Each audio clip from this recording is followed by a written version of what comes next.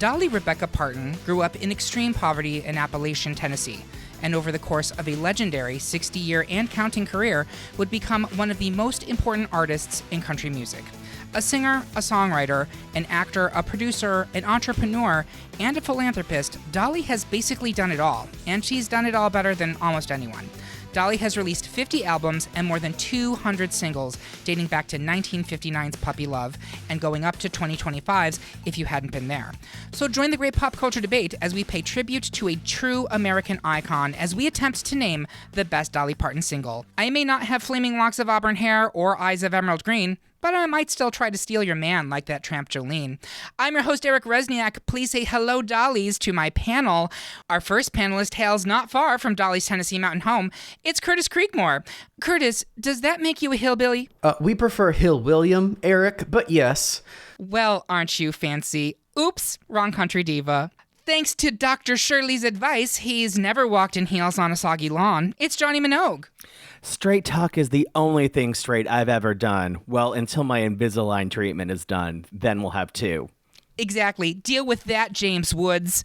And finally, we have a special guest for this episode. He's a longtime Dolly superfan, has been a friend to the show since the very beginning, and is known to wear coats of many colors. Please welcome great pop culture debate debut, Kevin Rice. Thank you so much. It's a pleasure to be here from Brighton, the land of rats and dreams. And dreams in his Dolly Parton smock, ladies and yes, gentlemen. It's definitely one of those late night edible Facebook purchases. And if you look at her like close, you can tell it's really not Dolly Parton. That's Trixie Mattel. Right, from far, it's definitely got the Dolly look, but you can tell they did not get the rights to print her on a caftan. It's good from afar, but far from good, as Dolly herself would say. It is so Chat GPT Dolly. Amen. Amen.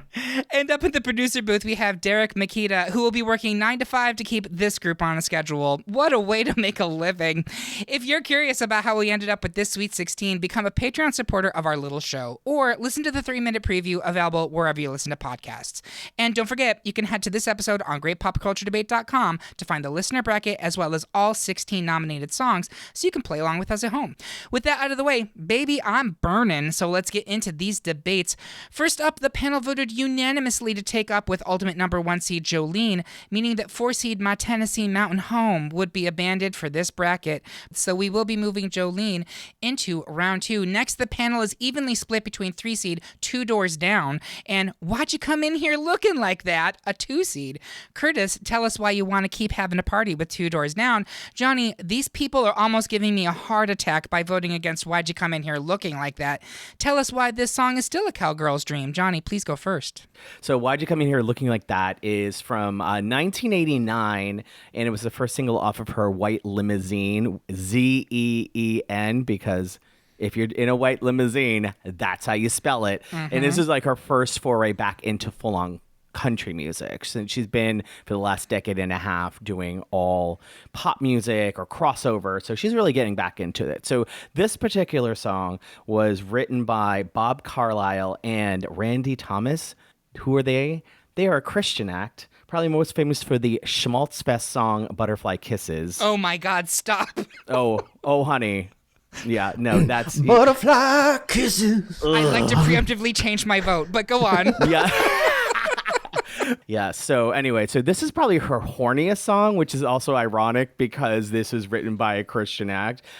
She is singing about this guy who's coming in his high heel boots and his painted on jeans. The visual there is undeniable because I know that man. Mm-hmm. When I've gone dancing in Austin, I've seen those boys. You are that man when you go dancing in Austin. It is every cowgirl's dream, whether real or fake.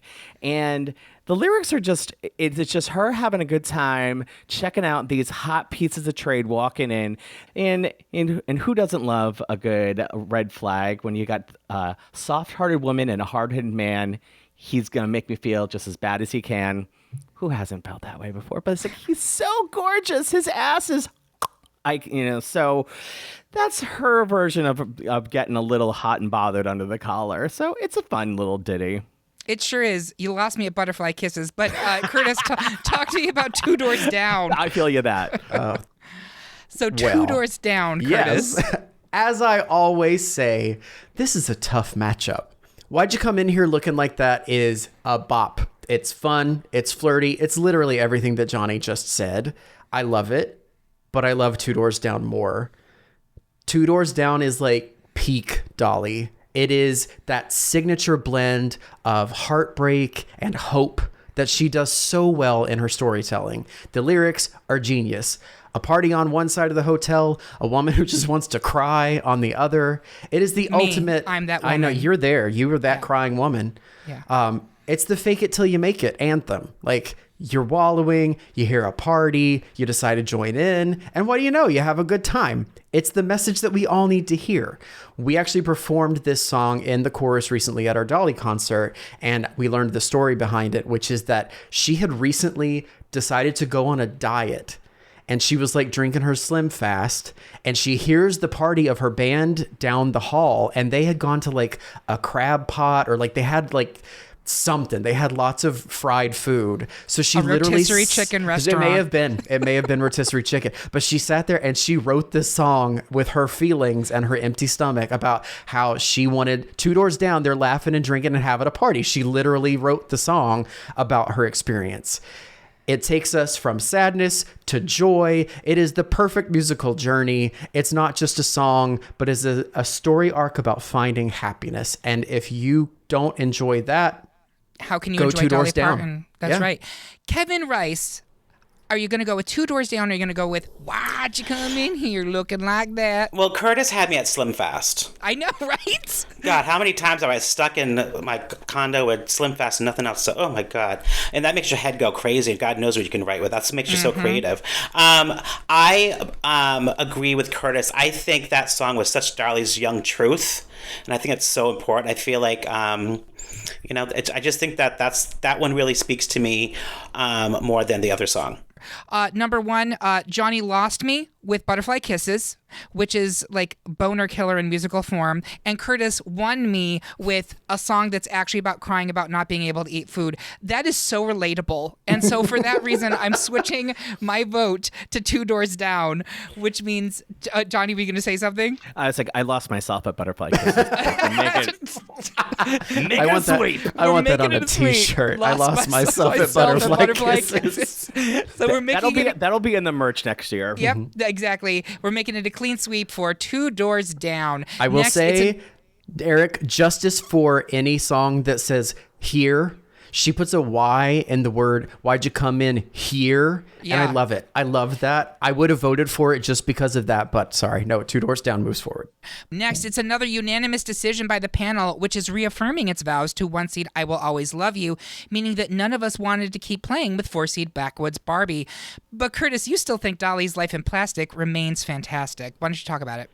So this was another, in the chorus concert that we just did, we did a number called The Three Dollys, where we kind of looked at Dolly through her history. So my number was Dumb Blonde, which is one of her, I think maybe her first solo number, 1960s Dolly, very fun. The middle number was Backwoods Barbie, which was kind of like fast forward a couple decades, and you get Dolly appreciating herself. We mentioned during the Patreon warm-up that Dolly is always in on the joke.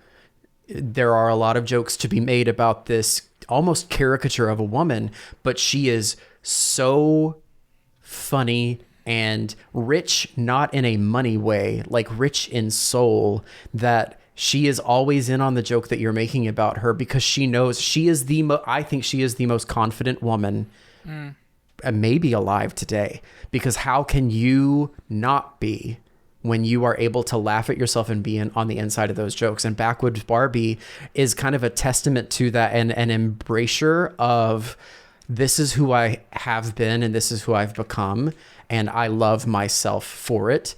And the words of that song are really sweet. I understand why it goes out here. It's not like an amazing song, but again, Dolly is such a great storyteller that the story is worth listening to. Yeah, and I think this one comes off of her Backwoods Barbie album, which I'm going to say is 2010s. And it's kind of a little bit the beginning of the sunset phase of her career, although, God bless her, she's still out there working. And in fact, her most recent full album, Rockstar, from 2023, is actually her highest charting album ever on the Billboard. I see that Johnny Minogue is wearing some merch from that album.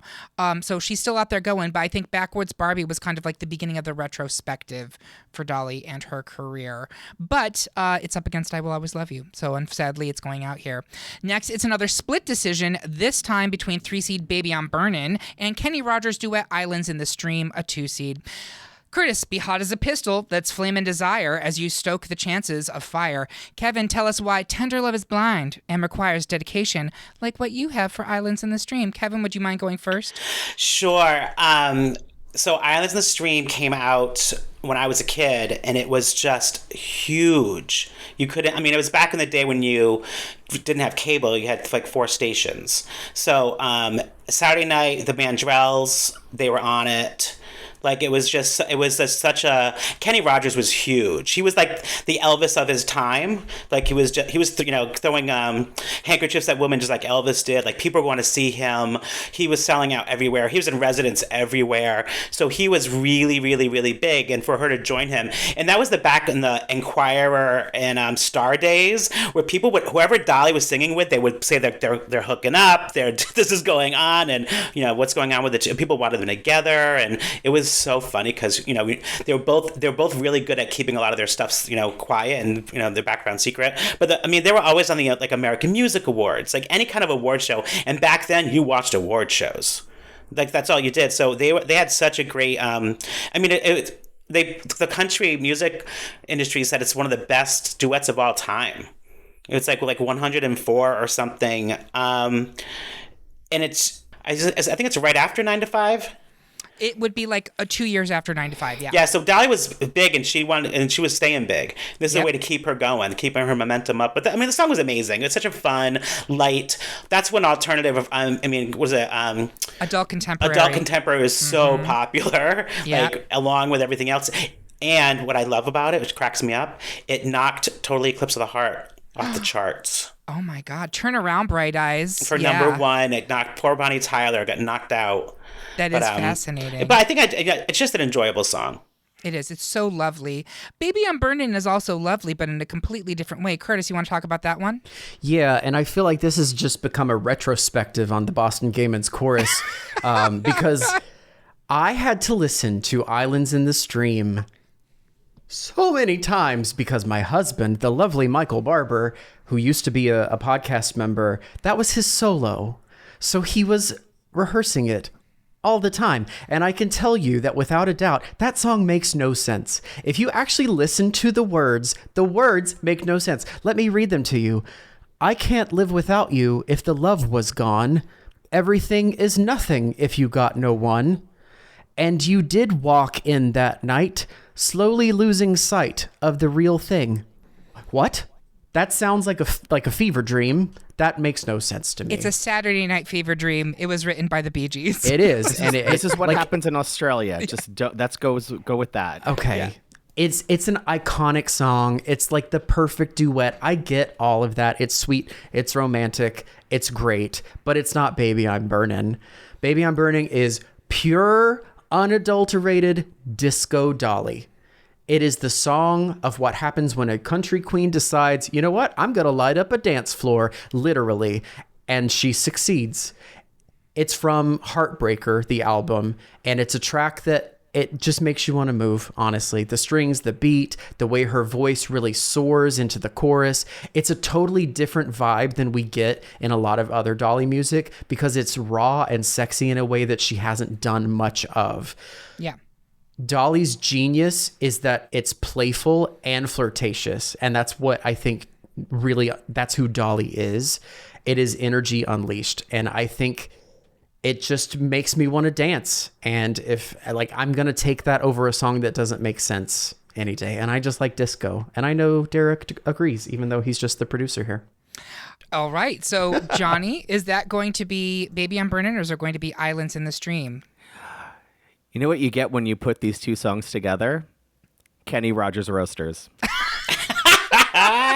Don't eat that chicken. Mess you up. How do we have a second chicken reference in I this know. podcast? I don't This know. episode is brought to you by one Purdue. This one I was preparing. The other one was completely off the cuff. With that being said, I'm going to Studio 54 with Dolly. So baby, I'm burning. So I'm sticking with the real thing, Islands in the Stream. What I'm is doing the it. real thing, Eric? It's what we've got. This could be the year for the real This thing. could be the year It for the could be real thing. year. It won't be. It's 2025. I love it. This song, like, I hear what you're saying about Disco Dolly, and I love Disco Dolly, but like Islands in the Stream, you put it on, and I'm just swaying my tits. Like it's you know, you're just kind of going along. You're in the stream. You're in the stream with the islands. It's bringing you there, and so it is a split decision. And Islands in the Stream is a 2 seed. Baby I'm Burnin' is a 3. But that being said, we will be moving Islands in the Stream into round 2. Next, it's like a roller coaster at Dollywood, folks. We're going to go blast through 3 more unanimous picks by our panel, as 1 seed 9 to 5 has Signlist, 4 seed Straight Talk, 2 seed Hard Candy Christmas will be fine and dandy into round 2 after it clipped the wings of 3 seed Eagle When She Flies, and 1 seed Here You Come Again has made sure that 4 seed Joshua will stay alone in his shack. But I do want to at least speak on Joshua before we move on. Joshua was an early hit for Dolly, and it's lovely. It's basically rooted in stories from her home in Appalachia, as many of her early songs are. And listening to it now, Dolly Parton, if you're listening to this podcast, you should mute this for the next 30 seconds. Listening to this song, I was like, this is the intro to a porn movie. It's literally a young, poor woman who hears about this mean old man living in a shack by himself, and she goes to investigate him and finds that he's, quote, the biggest man I ever seen, and describes him with long black hair and a big full beard, and they start talking, and then suddenly they love each other, and she lives with him now. And I was like, I would watch that movie. I would like to see that film. Obviously, I'd like some gender swapping on behalf of the young woman who's finding Mr. Joshua, but I'm fully into it. So that being said, it's out of Dolly. You can unmute now. She heard that. I'm sure she heard that. She's Dolly. She can hear everything. But we are going to move Here You Come Again into round 2. We have one more matchup in round 1, as the bulk of the panel believes the 2 seed Coat of Many Colors is rich in authenticity, but Johnny is directing his gaze toward 3 seed Light of a Clear Blue Morning. Kevin, see if you can piece together a patchwork argument for Coat of Many Colors. Johnny, tell us why you continue to see light in round 2. Johnny, please go first. This was released in 1977 on March 21st, the very first day of the Western Zodiac. So it's really the morning of that year. So this was her first song on the New Harvest First Gathering album, which was her first foray into a crossover. So we had going into back into country. This is going into pop music. And it's a song that has almost a gospel feel to it. It starts off very low, very quiet. I see the light of a clear warm morning. It's almost like as you're listening to her sing, the sun is rising and it gets above the horizon, and then when it crescends at the bridge, it gets there and the sun is beating down on you. It is a clear blue morning. She says it in such a beautiful way. It's honky-tonk, jazzy gospel in a great little rock melange. It's beautiful. And if you will listen to our best drinking song, I like to count repeated lyrics. And this time she says, I see the light of a clear morning 12 times. 12 times. So it's a whole dozen. So you get a dozen eggs, a dozen clear blue mornings. She talked about how this song was her getting released from the Porter Wagner years. This is a few years after she and Porter said split, it makes it sound a little more snarky and a little more vindictive when you know that, because if you just don't know about that song and about the background of it, you wouldn't think anything of it. But she has released it again in the movie Straight Talk, that was on the album, which I love Straight Talk, and on 2003's Forgotten Country, which was a more religious-based song. So she really could take that into many different levels, because it's divorced from that Porter Wagner year. It's 30 years after that. So I just find it to be really beautiful. I did not know it before we sang it for this cycle in the Boston Gay Men's Chorus, but I'm glad I did, and I think it just evokes just the heavenly celestial world of like a beautiful, beautiful morning, even if it came from a bad place. So that's my argument. Thank you, Johnny. Kevin, talk to us about Coat of Many Colors. Well, before that, I do love that song as well. I can see the light of a clear blue. Coat of Many Colors. I mean, it has so many layers, but I do have the picture of the actual coat.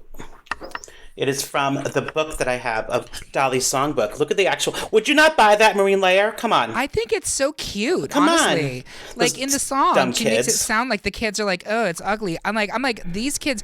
Hello, who we've never heard of the United Colors of Benetton? It's all corduroy. Get some culture. There are Color kids in blocking. There are kids in Bushwick would pay $400 for that. Absolutely jacket. right. It's Color unbelievable. blocking was very 80s, 90s, like that, and that's back in. Gen Z has been stealing all the clothes out of their parents' closets, so you probably see that on the streets of New Yeah. York right now.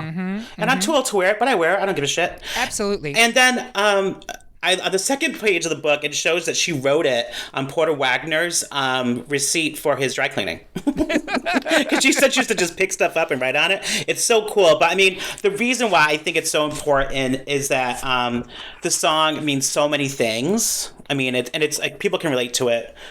I mean, I remember when I was a kid, I went to school. My mother had cut my tuna fish sandwiches into stars. And so I was on the bus and I had my little star sandwich and all the kids were making fun of me. And I was like crying. I'm like, my mother's so freaking creative. It was so funny. Like, I mean, I can't believe you let something get to you that, your mother tried something new and something different, but kids are so uncreative. Fuck them kids. They're probably straight. Anyway. Yeah. But Coat of Many Colors is about bullying. Mm-hmm. It's about being yourself. It's about accepting people. There's just so many things about that. And I think it's, was a really great way for Dolly to break free and help other people. And also being like, you know what? I'm like you. You think I have it all together. You think my life is perfect. You think, everything is great, but actually this is where I came from and look at how I survived. So it's a great survival story for the times. It is. And it resonates today. For sure. It is kind of an origin story for her. She has a bunch of those, but that one really resonates for me as like a Dolly origin story. Curtis Creekmore, is it going to be Light of a Clear Blue Morning or Coat of Many Colors? It's Coat of Many Colors. It's one of my favorite songs, and I'd love to talk about it more. And I think it's going to move forward, so I'm not going to say much now. It is, because I'm also voting for Coat of Many Colors. So we'll be moving that into round 2. And that's the end of round 1, folks. We're going to take a quick break to check out that party happening 2 doors down. We'll be right back. Hey, pop culture squirrel friends. Are you gagging for all the tea, but missed the latest episode of your favorite show? Don't fret, darlings, because we've got you covered. Head on over to greatpopculturedebate.com for all the juicy recaps, Hanny.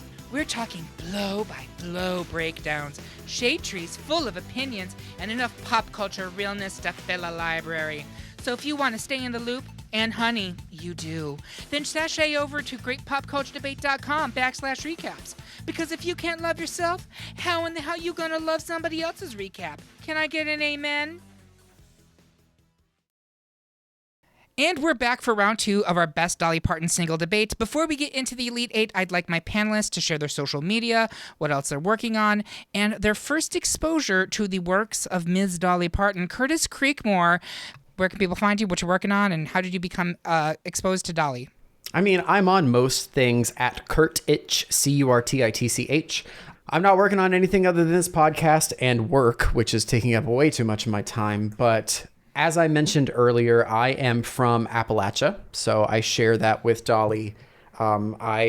She was obviously much more impoverished than me and my crew, but I did grow up poor. Like, I'm not gonna pussyfoot around it. Like, I was on free and reduced lunch, if y'all know what that is. Like, those are my people. Dolly is my people. I've always loved her. There is a reason that my drag name is Jolene. So oddly enough, I didn't realize that her middle name is Rebecca, which is my first drag name ever, Rebecca Matthews. So I think we are cosmically linked. You are. I love Dolly Parton. She is the most amazing human being alive today. She has done so much for humanity outside of the music. She is an amazing human being. And I know that if you're listening to this, you already know, but go look it up. She is helping kids to read with her billions, whatever money she has. She is making good in this world. And that's why I look up to her so much and why I have used her as a part of who I am. I love that. Johnny Minogue, where can people find you? What else you working on? And how did you become acquainted with Ms. Dolly Parton? So you can find me on pretty much everything as Johnny Minogue, one word, no H, like Kylie and Danny. And I am every Tuesday night. Oh no, not this coming Tuesday night that we're recording this, but this is gonna be months later. Yep. At Club Cafe on Tuesday night, hosting trivia from 8 to 10. So you can reserve your table at clubcafe.com/reserve. I hope to see you there. It's a grand old time. And we got some great themes coming up this season: Sex and the City, Friends, and Housewives. And we're gonna do one special on my birthday, which I'm really excited about. I first became known about Dolly Parton kind of in an odd way. So I didn't grow up in Appalachia. I grew up in Connecticut from parents from Philadelphia, so country music wasn't really in their repertoire. I remember seeing Sesame Street one time, and they had a parody act called Polly Darton, and I thought that was who was the singer, Polly Darton, and my mom was like, no, it's Dolly Parton. And then I remember seeing her on, I think it was American Bandstand or Solid Gold, one of those shows, and she was on there promoting one of her songs, and she's like, I was like, that's Polly Darton. And it's like, no, that's Dolly Parton. So Kevin Rice. I can be found on Kevin D. Rice on anything. I work for a camp called the Hole in the Wall Gang Camp Forever, and I bring camp to the hospitals in Boston, all the pediatric hospitals. Today, it is camp days at Boston Children's. It's Fish Week, so I did Shark Day yesterday. I did a big fishing derby today, and tomorrow we're racing cars down a big track with a little fish bowls in it with fish in it that can fly off the thing. It was a lot going on. Something fishy, Children's. just So like Dolly something Parton's fishy song. is going on. So I've been like nonstop playing with families and children at Boston Children's. So I coordinate a lot of activities and big events for the hospital when I'm right in the midst of our camp days at the hospital. It's hilarious. Lovely. It's really, And really fun. So if people want to find out more information about Hole in the Wall and specifically learn, because it helps kids who are dealing with cancer, correct? it's hematology, oncology, special blood disorders, but holeinthewallgang.org. Perfect. Thank you so much. Yeah. And how did you first become acquainted with Miss Dolly Parton? Well, I always knew Dolly growing up because she was at kind of like the height of her pop career when I was little. So I think I was 10 or 11 when 9 to 5 came out. And we had a family party. I memorized every word, or as we used to say back then, I learned it by heart. And I sang it in front of my whole family at a party. So it's just hilarious that little gay 10-year-old got up and I was like, stumbled to the building, like I knew the whole thing. Incredible. It was, yeah, I remember to this day, I got up and I'm like, I'm just going to do it.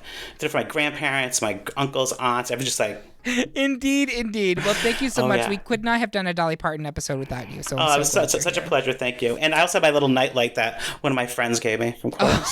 here. She guides you in the night. Turn on your Dolly light. Excellent. So the best place to follow us is on Blue Sky at gpcd.bsky.social or at Great Pop Culture Debate on Instagram or TikTok. You should also make sure to subscribe to our page on YouTube where we're posting original video content.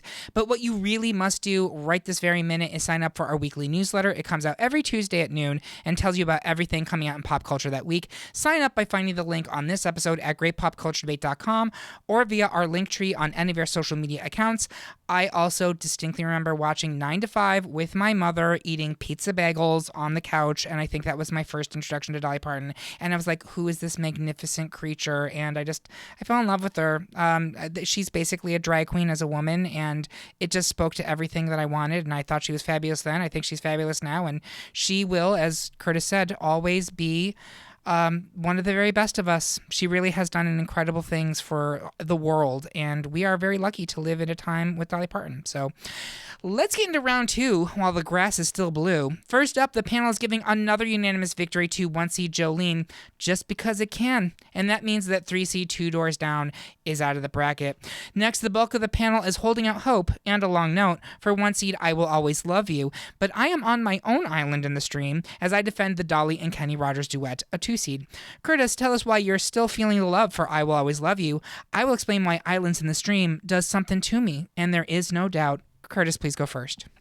Eric, if you vote for this song, I think we have to reevaluate our friendship. I will say this one time and one time only. There is a reason Whitney Houston covered this song.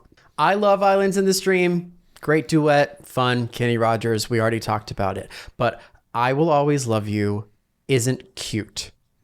It is the definition of a power ballad. I Will Always Love You is arguably the greatest song ever written about a breakup. It is about letting go with love, with respect, and with a level of grace that most people can only dream of. The emotion in Dolly's voice, the sincerity in the lyrics are unmatched. She wrote it for Porter Wagner to tell him that she was leaving his show to go solo, but she wrote it with so much love and respect that he actually cried. You don't get that from Islands in the Stream. This is not a battle of good versus good. It's a battle of great versus legendary. I Will Always Love You has been covered by so many artists, again, for a reason. It is a song that speaks to the very core of human emotion, and it is her magnum opus. Sorry, Kenny, but this one is not close. And I can't swim. I'm dead inside, so that's why the whole core of human emotion does nothing for me. No, I'm kidding. Listen, I know I'm going to lose here, and that's fine, but I wanted to speak on Islands in the Stream. I love this song. I've always loved this song. It's one of the first Dolly songs I became aware of. It's also the only Dolly duet on this list, which is kind of remarkable because she's had so many duets over. She's duetted with dozens of artists. Beyonce, Miley Cyrus, she's constantly duetting. And of course, her career really took off as a duet artist with Porter Wagner, right? You cannot discount how, as Kevin mentioned in round one, Islands in the Stream was huge in 1983. It was absolutely massive. It had huge crossover appeal, receiving airplay on country, adult contemporary, and top 40 stations. It topped the Billboard 100 chart and went 3 times platinum. Dolly's version of I Will Always Love You did not do that. It didn't, and I just think we need to acknowledge that. It remains her most commercially successful duet, and it has been streamed more than 500 million times on Spotify as of this writing. I love the song. It's got an easy, carefree bop and sway. The lyrics are sweet, optimistic. Kenny and Dolly's voices are obviously well suited to one another. Might also have an issue with Will Always Love You being considered an exclusively Dolly song because it is more famous as done by another artist. She wrote it, but it is more famously performed by another artist, and we will talk about more of that in the final 4 because I'm pretty sure I'm still going to lose here. Johnny, you going with I Will Always Love You, or are you going to go with Islands in the Stream? Oh, forget the Islands. I'm with Always Love You. Kevin Rice, are you sticking with I Will Always Love You here? I think in the end, it's going to be what Dolly's remembered for. Okay. So it's I Will Always Love You, which will continue into the final 4. Next, the bulk of the panel is tumbling out of bed, stumbling to the kitchen, and pouring itself a cup of ambition as it defends 1 seed 9 to 5. But Kevin is hoping that Santa will bring an early present in the form of more votes for 2 seed Hard Candy Christmas. Johnny, I would like to think that 9 to 5 would deserve a fair promotion, but you'll need to convince us. Kevin, pretend you're working at the best little whorehouse in Texas as you sell Hard Candy Christmas. Johnny, please go first. This is the song that launched a cottage industry, a movie, a soundtrack, an album, a musical, and an office supply percussion universe. So what do you want to say about, first of all, with 9 to 5? It was released in November 1980 to promote the movie with 9 to 5 with Lily Tomlin, Jane Fonda. This was also part of another album that she put out. 9 to 5 and Odd Jobs actually had that hanging from my college dorm ceiling. It was inspired by the working women of the 70s and 80s, women coming back into the workplace. And there's actually an organization called 9 to 5, no spaces. It was all crammed together. And this song is the bemoaning the working stiff's life and lot.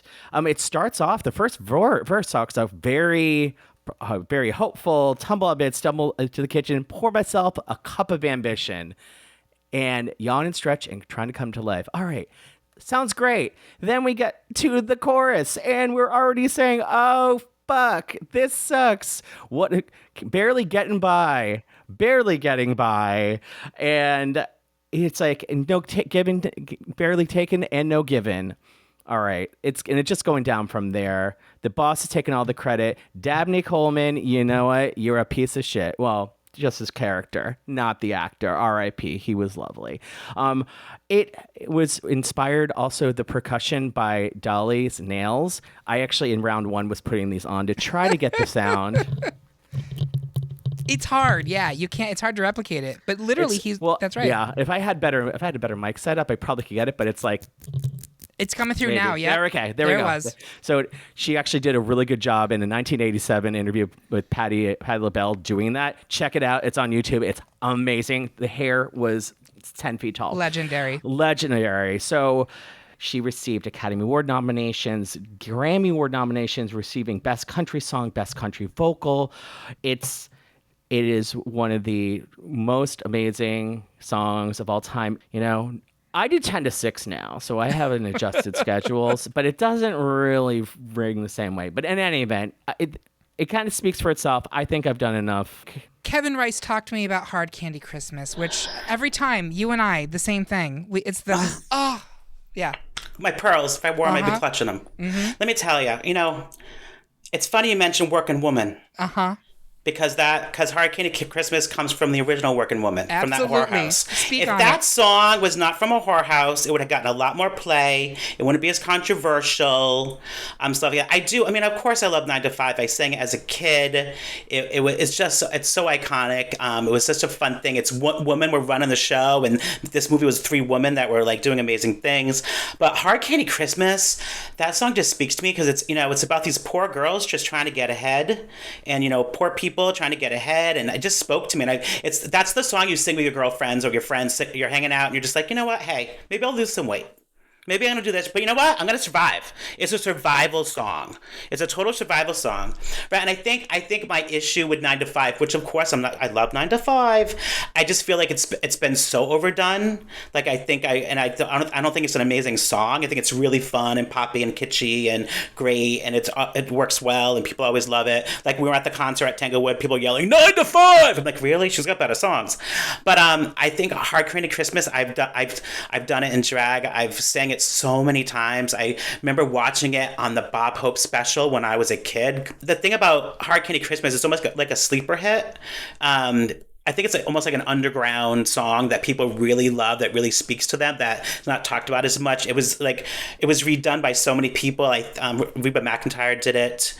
It's such a fun, it's such a beautiful, fun song about friendship, about moving on, about being resilient. And I love songs of resilience, where I think, 9 to 5 is great. It's for the masses, but I feel like Hard Candy Christmas spoke to me. Yeah, but Curtis Creekmore, is it going to be 9 to 5 or Hard Candy Christmas? Okay. Changing my vote. Are you really? I'm going to Hard Candy Christmas. Yeah. And everything that Kevin said is absolutely true. It's just such a rich, I can't think of, which is hilarious to use that phrase with that song, but it's such a rich feeling of melancholy and true, we'll get through it. We will get through this. I think a lot of people don't even realize what the song title means, to have a hard candy Christmas. And it's because the only thing you got for Christmas that year was a piece of hard candy, because you were so fucking poor. Mm-hmm. You had nothing more. You had nothing more that your parents, who love you, who want the best for you, they could give you nothing more than just a piece of hard candy. I love 9 to 5, but I'm going to switch my vote. Well, if you are a longtime listener of this podcast, you will know that I love 2 things. I love Christmas music, and I love songs about sex workers. And so Hard Candy Christmas is really hitting me in the feels. But that being said, I cannot in good conscience vote against 9 to 5 in a Best Dolly Parton Single. I see Kevin Rice being offended. I know. That's also why I changed my vote, because I was like, Eric's going to vote for 9 to 5, and I feel comfortable in doing this. I cannot in good conscience vote against it. It is iconic. Kevin's giving me the evil eye. I appreciate it. Until you do right by me. Everything you do gonna fail. Gonna crumble. Well, what about this hard candy? I thought it was about cocaine. Isn't that what it's all about? That's No, the kind of hard honey. candy. That's your Hard Candy Christmas, That is and we a should different talk. kind, That's a yes. different. Yeah, that's a skiing adventure. But it is a 2-2, and 9 to 5 is a 1 seed. So we will be moving 9 to 5 into the final 4. Finally, in round 2, 75% of the panel is welcoming back 1 seed. Here you come again. But Curtis is poor in votes as he pushes for 2 seed Coat of Many Colors. Curtis, tell us why you prefer for this homespun country classic, I will defend Here You Come Again. And here I go. So, Here You Come Again is the title track for Dolly's 1977 album, her ninth, and it was her first real, serious attempt at mainstream crossover success, which obviously she succeeded. Here You Come Again was a big part of that. This is a rare case of Dolly having a massive hit with a song she did not write. It was actually originally intended as a comeback vehicle for Brenda Lee, who declined to do it. Oops. Dolly saw the crossover potential in the song, but she begged for the producer to include a steel guitar line in the track because she was terrified that without it, she would be accused of not being country enough. Flash forward roughly 40 years to Taylor Swift and her own struggles to branch into a broader audience without alienating her original one. The more things change, the more they stay the same. It was a big success for Dolly. It went platinum, it topped the country charts for several weeks, and it peaked at number 3 on the general Billboard 100, and it was nominated for a Grammy for Best Pop Vocal. Curtis, talk to us about why you think that Coat of Many Colors should continue here. Coat of Many Colors is on a different level for me. It isn't just a song. It is a piece of her soul. It is an autobiographical masterpiece, and it tells the story of her childhood, poverty, and her mother's love. It's beautiful, and it's something that I really connect to because of having grown up in Appalachia. I was nowhere near where Dolly Parton was, but I felt that. I know those people. I knew who that was because a lot of my family probably was closer to that. Like, I get it. It is a testament to the fact that money can't buy you love or happiness, and that a mother's love is the most precious thing in the world. It is one of the most powerful and honest songs that I think was ever written in any genre. It is legendary to me, and I'm voting for the Queen of the Hills, the Queen of the Heart, and the Queen of the Beautiful Tattered Coat. Kevin Rice, is it going to be Coat of Many Colors, or is it going to be Here You Come Again? I'm going to go with Curtis, and I'm going to change mine to Coat of Many Colors. Johnny Minogue. I'm going to keep my vote with Here You Come Again. So, plot twist. I actually am going to switch my vote to Coat of Many Colors here. And I think it ultimately comes down to this is a song that's very important to her career because it was the crossover that really kind of made her a legitimate pop act. But if I'm talking about the best single that's Dolly Parton exclusively, nobody else can do Coat of Many Colors. And for that reason, I'm going to make it 3-1 Coat of Many Colors, which means we have our final 4. We're going to take a quick break to stop traffic in a gunny sack. We'll be right back. Welcome, seekers of knowledge, to the hallowed halls of the great pop culture debate archives. Are you yearning for deeper understanding of the cinematic universe? Perhaps a spirited discussion on the merits of 80s cartoons? Or maybe you simply wish to settle once and for all the age-old question, is cereal soup? Our extensive collection of episodes awaits you, each one a treasure trove of passionate arguments, insightful analysis, and the occasional, shall we say, spirited disagreement. From the epic battles of fandom to the quiet contemplation of artistic merit, you'll find it all within our digital stacks. So come explore our full library of episodes at greatpopculturedebate.com. Your quest for pop culture enlightenment begins here. And we are back with the final 4 of our best Dolly Parton single debate. At this point in the show, I like to take a step back, see if it shook out the way I expected it to. We have a final 4 of Jolene, a 1 seed, versus I Will Always Love You, a 1 seed, 9 to 5, a 1 seed, versus Coat of Many Colors, a 2 seed. I do think these are incredibly important songs to Dolly Parton and her career. I think these are all great candidates for Final 4, even though it really could have been a top 8, honestly, and they would have deserved it. So we're going to go around the horn here. Jolene versus I Will Always Love You. I would like to start with Curtis Creekmore. Where are you going? I can't. You must. I can't. You must. I can't do this. Mm-hmm. There is no winning. Welcome to America 2025, baby. There is no winning. There's no winning. It's only how do you lose the least. Yep. Oh my God. Oh. Can you skip me and come back? Johnny please? Minogue, I Will Always Love You, or Jolene? Where are you going? And I love that these songs were allegedly written on the same day. Isn't that same That day? at one point, is it? Yeah, it's nuts. No, she walked it back saying, I don't know if I did it. Let's go with that. She did. Yeah. It said May 22nd, 1973 seems to be the agreed upon day that's when it happened. With that being said, I think that you made an argument about it in the last round about I Will Always Love You. And I think it's an amazing song, but it's Whitney's version that made it to the stratosphere of what it was. So I'm going to go with Jolene because I think that is, as a Dolly song, was the one that was the most emblematic of what she was. So I'm going with Jolene. Thank you. Kevin Rice, is it going to be Jolene or I Will Always Love You? Yeah, I remember I said last time about I Will Always Love You, she'll be remembered for that, but she will honestly be remembered for Jolene. Jolene's what everyone, when I'm anywhere in the world, if I sing Jolene, if I'm in Spain and I sing Jolene, people know what Jolene is. Like, it's just, everyone wants to do it. Everyone wants to do it with her.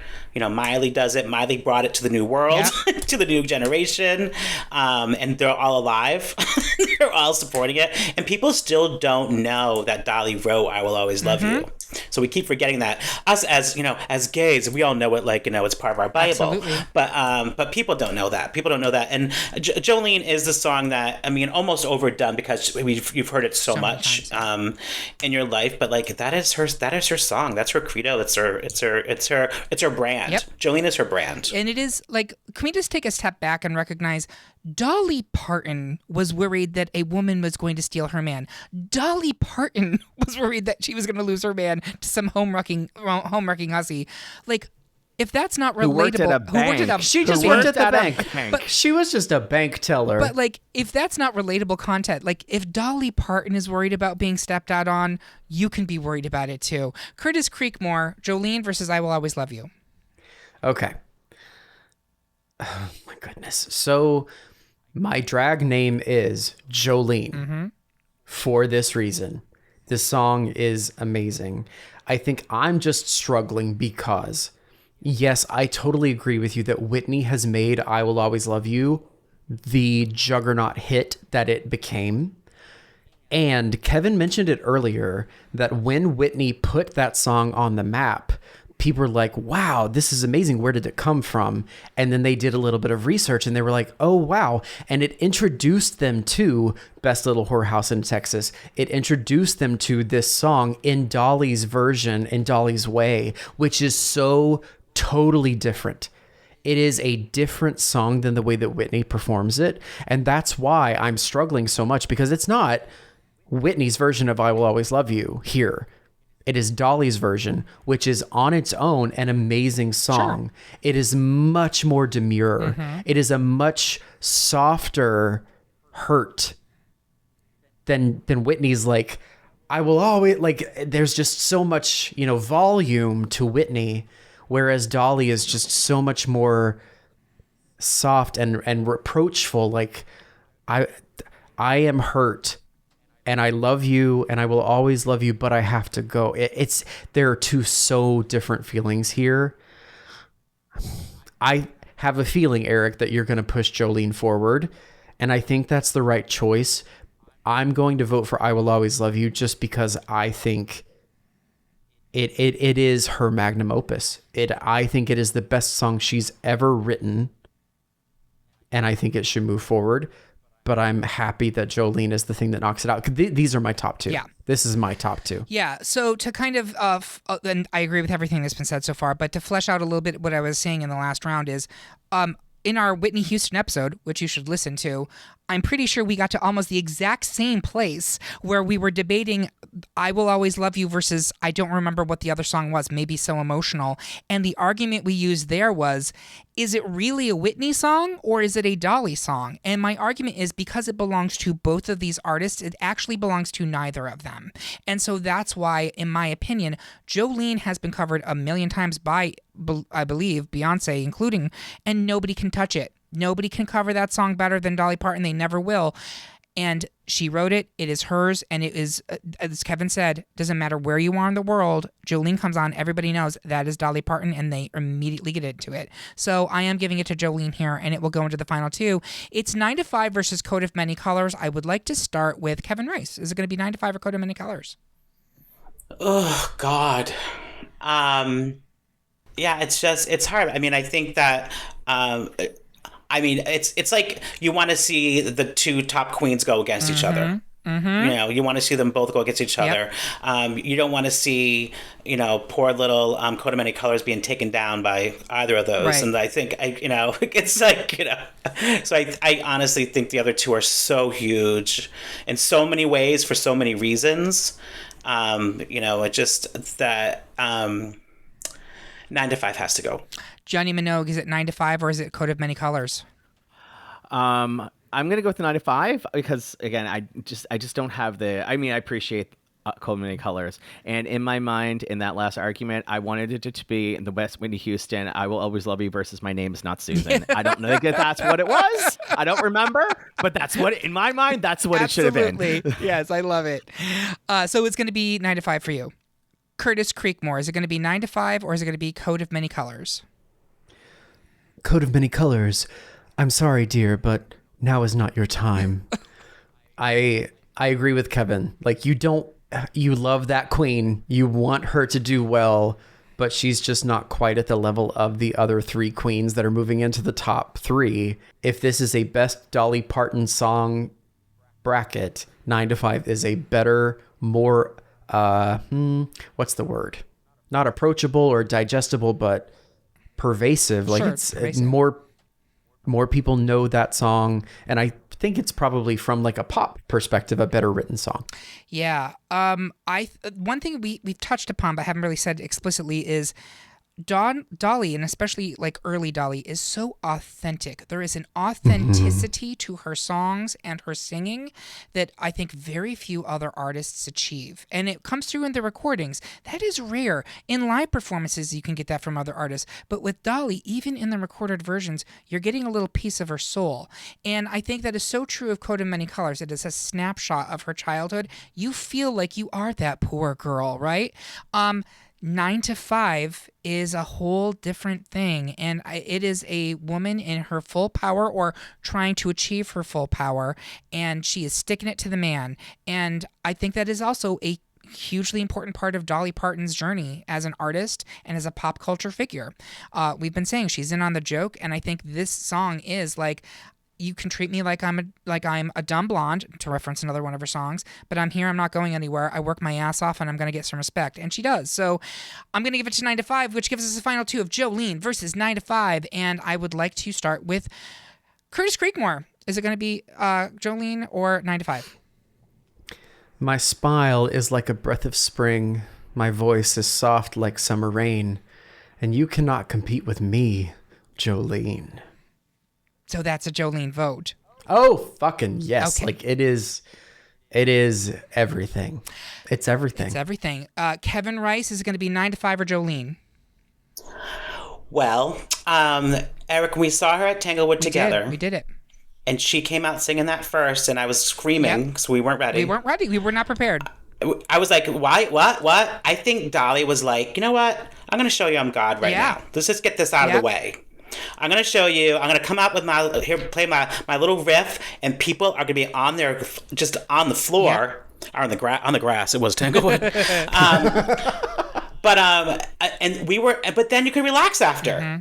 You're not waiting for that last song at the concert. Like, oh, she's going to play Jolene soon. She's going to play, we gotta wait. She was like, let's get this over with. This is my number 1 song I've ever done. I'm going to get over with now, and then we're going to have some fun and do other stuff. And play 9 to 5 if you're lucky. But, 9 to 5. 9 to 5. I was like, oh Jesus. But yeah, I think Jolene is just it's her song. If Dolly Parton ends up being God, I'm just good saying. with it. I'm like, okay. She kind of was Grace and Frankie. She was. That's right. Right.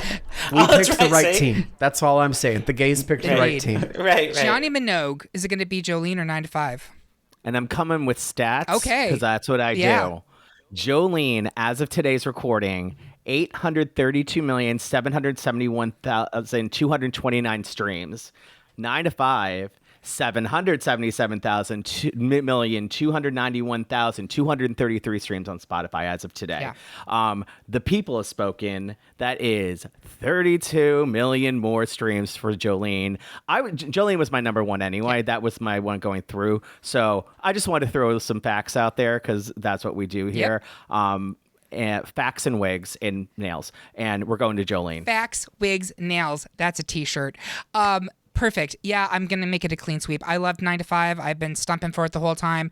But I do believe that a song that is essential to who she is as an artist, an important song for her as a songwriter, and the song that I think, well, I hate to say this, but like when the obituary is written, Jolene is going to be in line 1, right? It is just such a critical piece for her.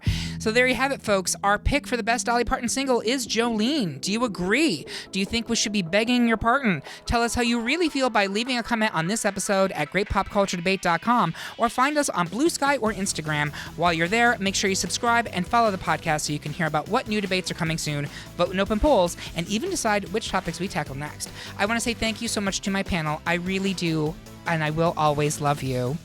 And thank you for listening. If you love what you heard, please consider supporting us on Patreon, where you can get even more exclusive content and you get episodes an entire day early. We hope you have a good one. And remember, everyone is entitled to their wrong opinions. Now, let's all go to Dollywood.